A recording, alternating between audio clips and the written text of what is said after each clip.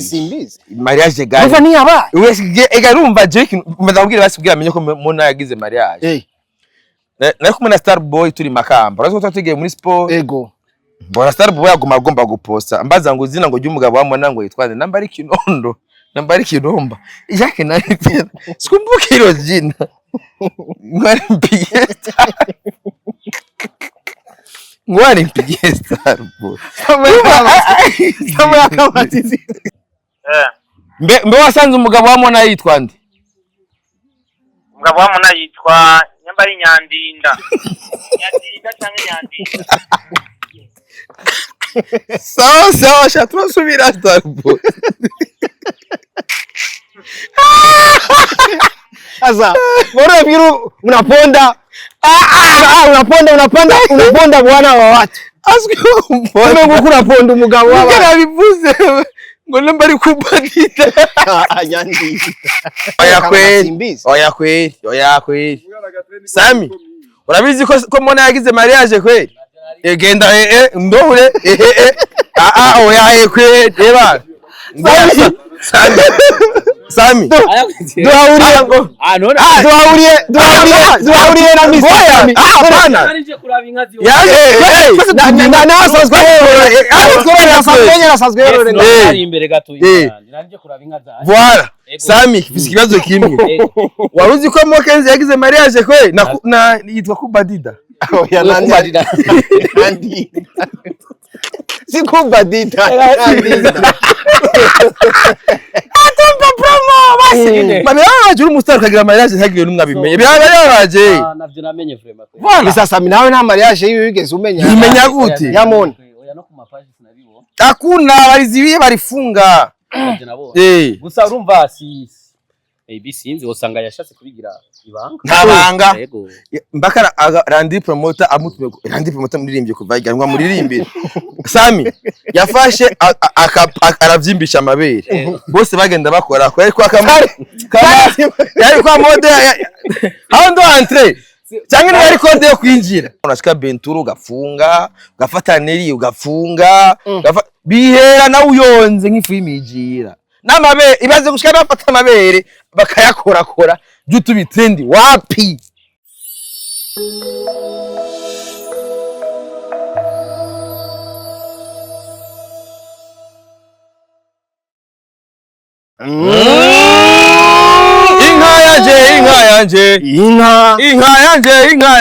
inka waguzi mu Mutabarirwa TV muremeze fresh nizere ko bumeze neza ku mpande zose z'isi murabona ahantu turi mwiraro ry'inka wa Mavumba kumbe uko na hizi mali zote nuna tugire sisi ndo watusi unawajua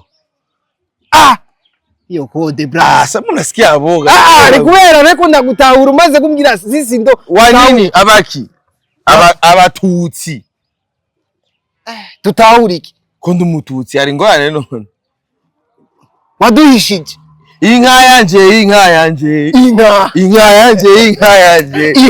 waduhishije uno munsi rero Gucci agomba kwari ikiganiro n'umuki n'umututsi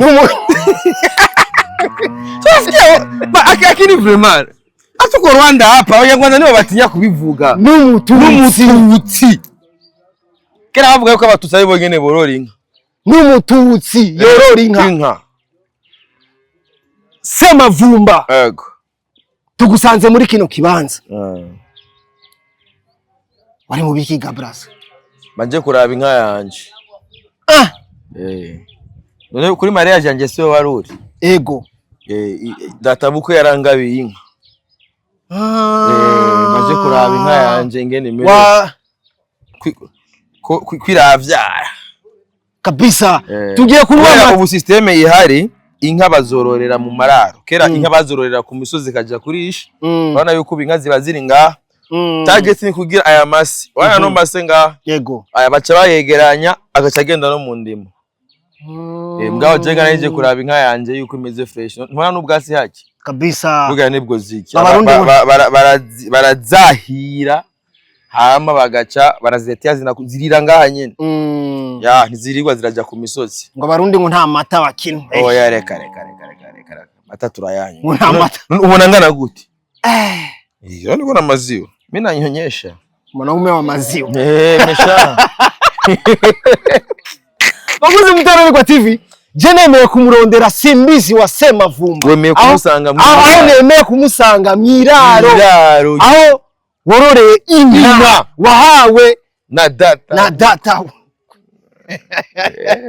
baguze Mutara kwa TV harwavugwa vyinshi cyane muri industry musicale ya 257 ndetse harwavugwa amajambo menshi hirya no hino ntubeshe gusa oya ngomba ninde numve yuko oya nje gushira habona ibintu biravugwa mwebwe muyafise ibintu mvuga ngo biriko biravugwa cyane hirya no hino nkanoza no gutangiye kuvuga yuko ngo ariko aravuga nka mariage ya Mokenzi none ntiyabaye ashuzubesha ngurumva ngo ariko aravuga ngo mariage ya Mokenzi nana ijwa takamariwo none mariage ya Mokenzi ntiyabaye none sivyo ariko aravuga ngo ariko urabesha abantu ariko yarabaye akaandira naimba Jutu apate content. Ajya yaririmbye ubwira imenyeka. Yakuna bishayisha nishika gufunga abantu.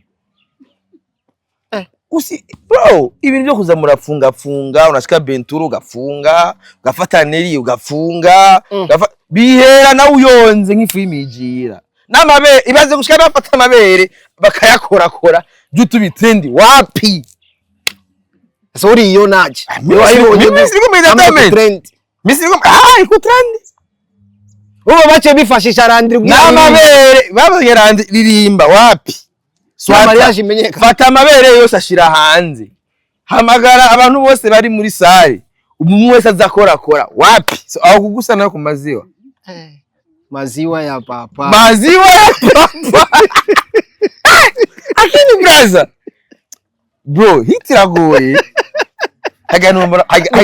Hagarero nubona uri nuvuga gute no Mokenzi n'umustar kwe. None se umustar ka. Sawa basi. Muririmbyi kazi. Urinze kuba uri umuririmbyi kazi. Yego. Ku rwego rwa Mona. Ukagira mariage yawe ntagiye numwe agira ko na commentaire. Bye.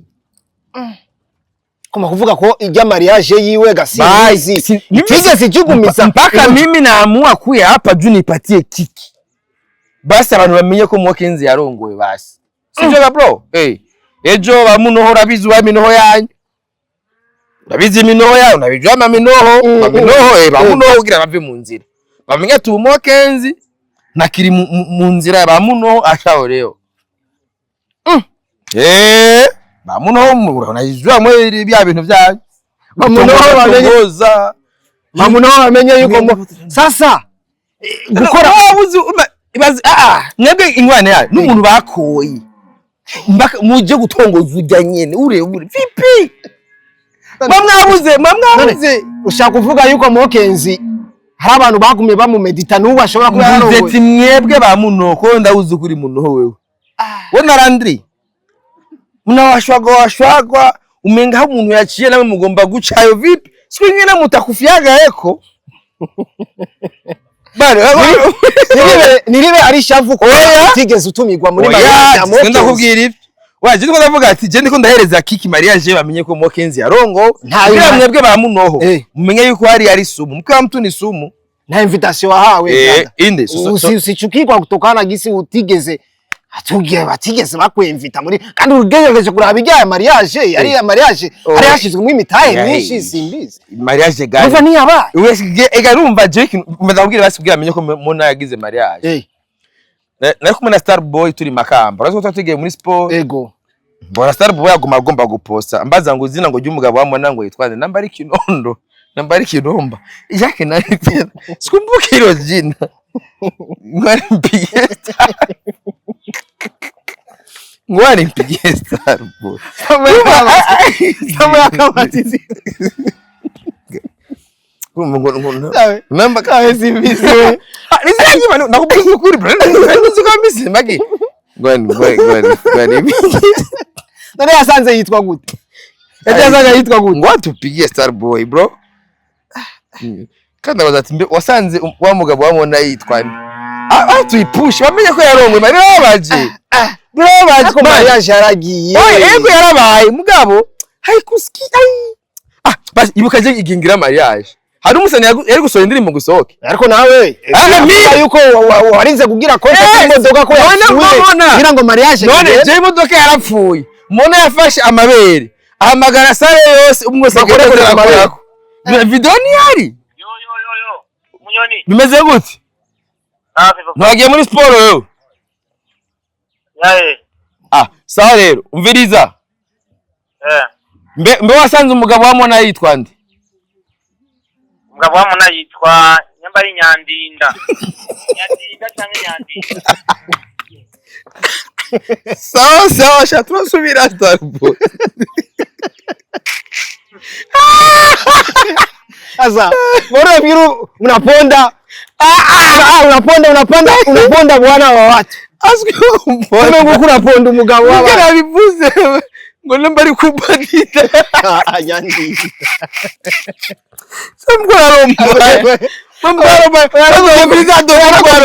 nakubwiye ko yitwa kubadita nakubwiye ko yitwa Nyandinda braza none bitandukaniye none Nyandinda na kubadita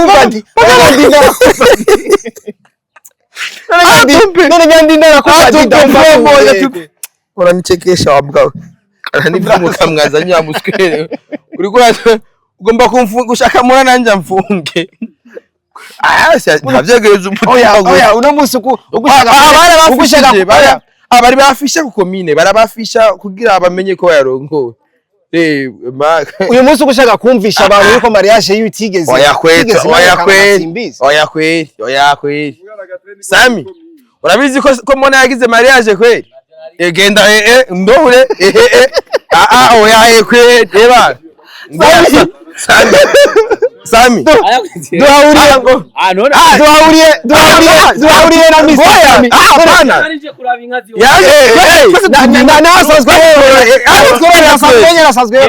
imbere gato nanje kuraba inka za voilà Sami fisi kibazo kimwe waruzi ko Mokenzi yagize mariage kwe na yitwa kubadida oya Nyandinda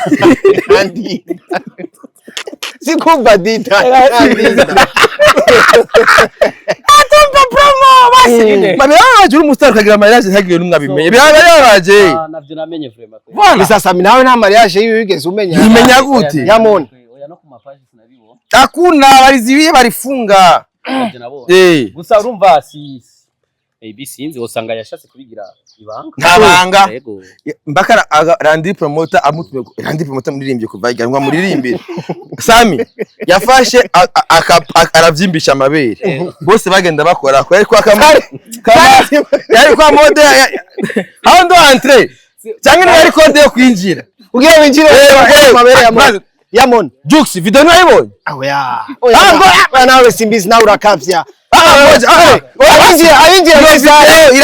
iyo video iriyo twarayibonye bakora ku mabere ya Mona marusi uragusa kingiye asingu okay iyo video iriho nta iri video iriho sawa rero nawe munyesha makuru video barakora kubera yiwe ariko ntabwo ngo antrengo yarinje ngo mariage abone ngo bakora ode yakwiriye ego video iriyo Mona nawe mabere yiwe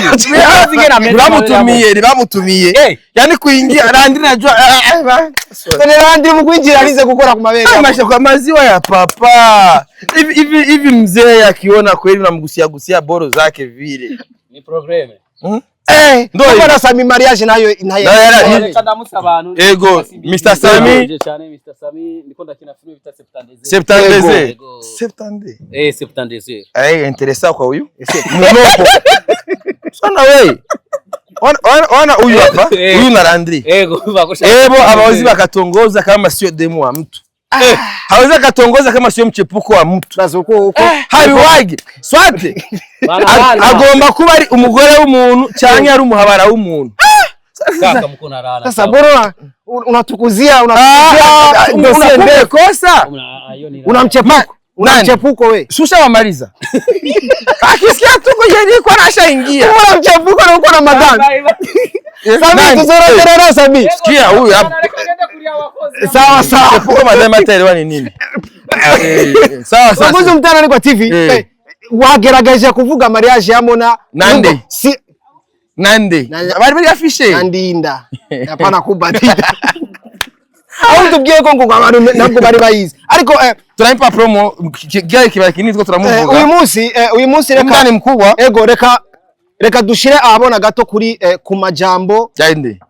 yawe Bazi bindi ego ku majambo yawe yagiye washoboye gushikiriza umunsi wariko uvuga kuvyerekeranye na monetization. Nanjye uwo muzani kandi bya Mona byahetse.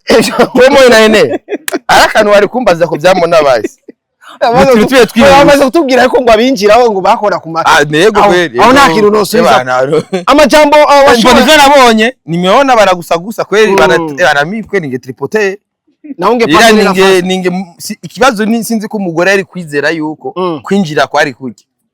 Akini uwo muco kwinjira ariko suko simbizi. Kurinda gufata amabere kugira winjire mu iyo ni mira gani. Ariko ucanga suko byari bimeze.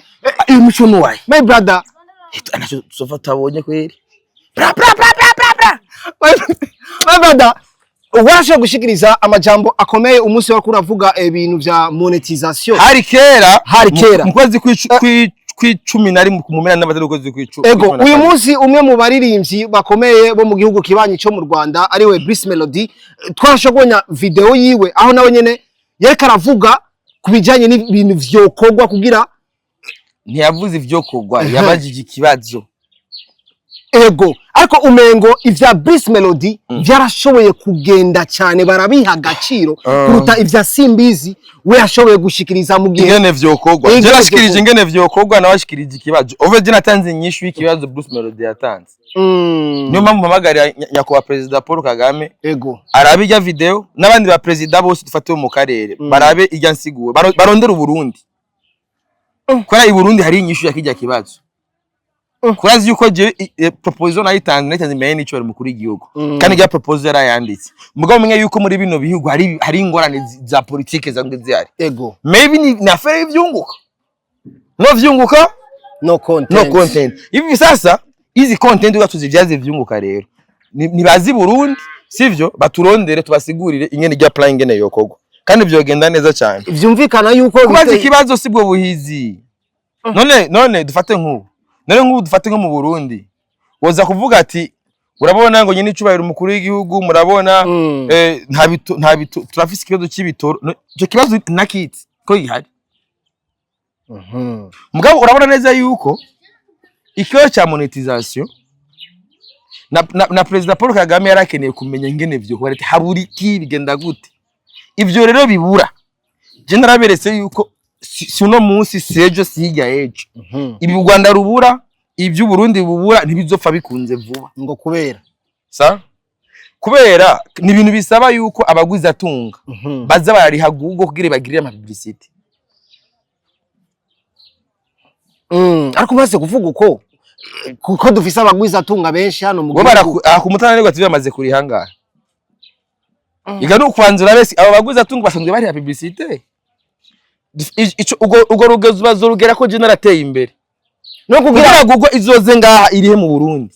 Je nzobangeze kure parce que je nk'umu créateur de contenu nzoba narahembwe je d'abord waradufate kuko kwaza Superbat zenze kaduha nk'ivyunguka kugira dukore branding yazo tugakora n'andi ma company za Oze Logistique urayizi wewe igana y'imiduga voilà abo rero urana ku Google abantu binyiza amafaranga aya mafaranga twe turonka ya monetization n'abantu baba turavye bari mu bihugu abaguza atunga muri ivyo bihugu barishe Google. Uravinda gabraze niyo mpamvu usanga nkaje kugira mbe monetize nitiza igihugu usanga hariho traffic nini y'abantu bariha Google nka za Tanzania nka Tanzania rafise ikivuko urudandaza rurasirikira gose hari usanga hariho inyungu nyinshi usanga n'abadandaza kubera ijya poro ya Dar es Salaam usanga hari nk'imizigo iva za China zande usanga abagwiza atunga babidandaza za Alibaba za Bforward ama website yose agurisha usanga arariha pura Tanzania kugira abatanzania baba bari ko araraba ajya video yego baze kubona yuko ari imiduga mishashi zimbutse yaje baze kuvisa ajya masite urumva braza za Uganda urazi yuko na Uganda hariho isoko nini ya urazi ko hariho n'ama imprimera komakomeye hariya za Uganda urazi ko n'abantu bagira ibitabo kwisaka baje za Uganda aho rero nta mafaranga ava bajya bari hama ad kugira abantu bagura ibintu en ligne baje guklikako none nko mu Burundi nkawe uragura ryari ikintu en ligne yo uramaze kwaza no gura ikintu en ligne yasino wesha nana kimwe ndagurandi nayo ma realite rero tuba turimwo abantu benshi bagomba kumenya urabyo urabyo urumva rengana sha ugaburira inka uramaga brass yego ayo ma realite rero niyo Bruce Melody atigeze yerekana ugiye ukabwira umukuru w'igihugu yuko ngurumva ngo ma publicité ngo todo publicité ça ne suffit pas izo publicité kugira zije muri video bavyagenze gute hari umugwiza atunga abayazirihi abayarishe burya nka jewe nkino video ngirwa ku mutananirwa nambe iri monetize mu Burundi ntibabona ama publicité kubera iki ntibabona ama publicité kubera u Burundi batagura cyane sivyo sinzi kamime nganda kwereke urabona kugira ubitahure ukikoresha VPN ona ngaha umutananirwa TV si ya siko monetize yego ona ngiyi ni umutananirwa TV ni ma connexion hapa sama mashamba voilà mariage ya Mona World Moni afera muhayiki kwa yaronga icugurura connection urumva nako umutananirwa TV urabona ndavyuguruye vyuguruka direct urabibona yego sawa dikaroshiremo nka VPN urara ngora mishyiremo VPN urabingene bica bihinduka nashizemo VPN ahangiye naitia hapa inaingia mu Marekani sivyo si hapa uja uone dekanoguru dufate nk'iyi iko ku mutananirwa iyo blogo yanyu yego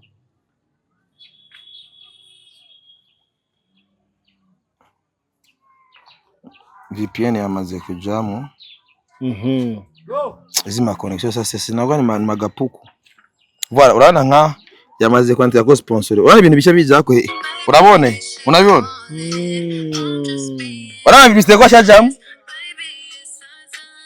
urayibona si mutananirwa nyene zinyo ntibona ko ngiye ku mutananirwa TV cangaruka abanyarwanda baravuga neza urayibona apa mbadakongiriza amahera rero ano ma ad ayirumva telefone yanje nagiye muri n'uwironde yobona yuko ndi muri Amerika kubera namaze ku active VPN urumva ka brass ibi rero ndosa zamani sinabikumbuka biri kwa ava covid biri kwepe bari bico mwaka ubu rero urumva si twese tugoye rumwe ariko utubwiye yuko kugira n'abanyarwanda hariya bikunde bazorinda kwifa oya ko yari kibazo dusangiye twese bisaba yuko baje hamwe bagikemurira hamwe ni proposal ni proportional u Rwanda dufate buri gihugu ashaka kuvuga uti nako ndakurikirana sinari nzi yuko Google isaba $500 cyangwa $1 million kugira baze barariha $1 million babisaba abari ama publicity baye boshobora kugeza ku $500 cyangwa miliyoni bariha dufate nk'ubu dufate nk'iriraro iyo abari ry'umuntu umwe ubwo ngari minka zacu n'izabandi yego ari nk'umuntu umwe nyene afise inuraro akavuga ati jewe ndandandaza amata ndafise amata yiwanje uwo muntu rero arafise kuriha Google kugira bimenyekashiriza ayo mata umva ko bisaba kandi n'indi politique ya digitalisation n'ibitu birefu ariko abo ni ibintu birebire bisaba bro bisaba ibintu nyene yuko abaguza tunga umva nk'ubu ni nkuko basi wogenda kuriha kwara dufate nko kuri televiziyo nka RTNB ukareba publicité kugira RTNB igucishirizemo urabyo yego cyane ni nkuko je dufate ndashobora Google ingene bimeze aho umutananirwa TV najewe n'uwundi ndafise YouTube ziri monetize n'aba partenaire officiel ba Google bisiguriki wowe ugiye kuriha dufate nakugaga nk'iriraro difise nk'amata kavuga je ngene no mata abarundi bose bayamenye baca baraba ati ama TV arabwa mu Burundi cyane naya ni umutananirwa TV nakananaka turaba partenaire iyi publicité y'amata baca bayicisha mu video yacu na rero nkaho warubonye ama video y'umutananirwa playinze akacazamwe ibindi bintu rero umuntu yarishe kugira abanyamerika bazobibone. Urumva uno munsi rero nta muntu umwe ashobora kuriha kugira abarundi babibone, nta muntu umwe ashobora kuriha kugira abanyarwanda babibone. Kubera abarundi n'abanyarwanda ntabwo ari abapartenaire ba Google. Urabivuga Brass. Niyo mpamvu rero dukeneye rero proposition natanze proposal y'akarere kose East African Community. Kwera muri East Africa ari abantu bafise ayo ma ads. Bavuga ati none nta kuntu bogira ama technique hakaronderwa monetization y'akarere kose kujya kuntu kwaza tumva za visa Schengen aho ushoboye kuba ufise visa ububirigi bwonyene bushaka kuguhereza visa Schengen ugatembera ibihugu bica kuri bingaye byo muri Europe kandi ntagire n'umwe akuzibira. None nta kuntu rero niyo monetization bogira ama technique bakayironderera akarere.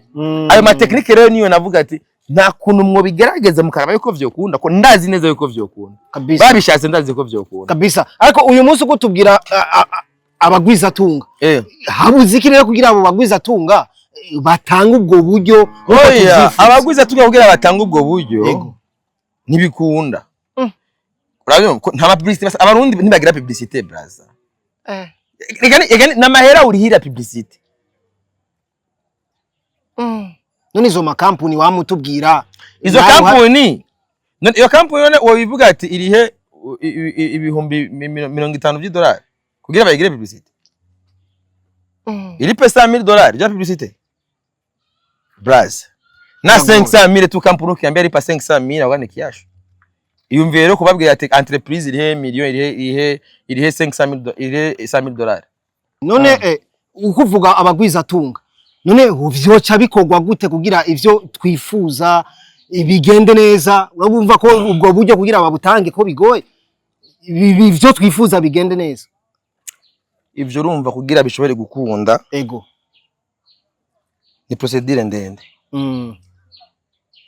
Ejo ministre wa commerce ego batanguye na procedure kwanza yamye kuyagana OBR kugira hariho procedure y'ama tax. Hari ibintu bitatu, hariho ibisabwa igihugu, hariho n'ibisabwa abagwiza tunga. Mu bisabwa igihugu rero iyo procedure nka ministre abiri mu parlement. Ejo nyene yamye muri OBR kuyaga ivy'ama tax. Igihe twagira inama n'inshoro mukuru w'igihugu ari yakwantare. Urazi neza yuko igenda gishikiriza ico kibazo yuko ministre yavuze yuko lo 4 azo yagiye muri Algerie kugira bagende kuyaga ico ne cha monetisation. Ego. Ejo nyene ugende no kuri Twitter yiwe Gabi Bugaga uraza gusanga bavuga yuko ejo ari mu biyago na OBR kubera ico nyene cha monetisation. Bisigura yuko iyo nimwe mu procedure izindi procedure zizakuza mu nyuma. Izo procedure z'abagwiza tunga babanza kwanza kuyagana OBR na OBR nayo hariho ama tax kugira abo bashobore kuriya publicité nabone hari ukuntu tusanga babagabanyiriza ama tax kugira acaza bashobore kuba boriha dufate nk'izo mbuga nyene. Kurumva YouTube exige entre 500,000 na $1 million ku mwaka kugira ubwo burenganzira bushobore kubaho. Urumva rero abo baguza tunga rero ntushobora kubateka ku nguvu ati genda mugirisha ama publicity kandi nabone utaberetse aho aya mafaranga ashobora kuva. Niyo mpamvu rero ni procedure, niyo mpamvu rero na propose yuko hamwe uBurundi, u Rwanda, Kenya biriho, Tanzania biriho, Uganda biriho, hamwe bashobora kuyegeranyiriza hamwe hama bose bakarengira ivyo bapfa byose hama bakashaba barondera monetisation y'akarere apana monetisation y'igihugu kimwe. Kubera uBurundi bwonye ntivyo kunda kurondera monetisation. Somalia nayo irafise ico kibazo, Kongo irafise ico kibazo, Sud Sudan irafise ico kibazo. Urumva rero bisaba rero yuko turondera monetisation rusangi. Ndoivo my brother reka ndagushimire cyane. Ndagushimiye cyane gose. None za gutahana amata cyane amata babanza kwanza kuyateka. Uranyibi babanza kwanza kuyateka. Behind camera Juma Jux. Asante sana my brother. Sawa.